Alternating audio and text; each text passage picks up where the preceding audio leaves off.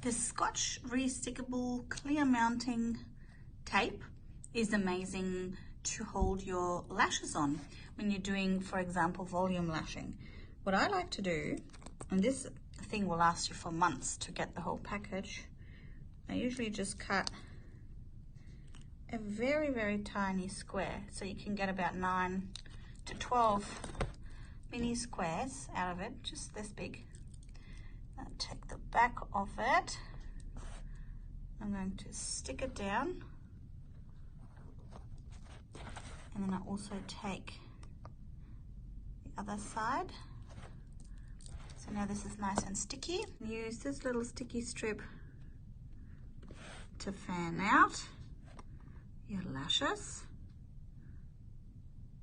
and also to use it as a placeholder.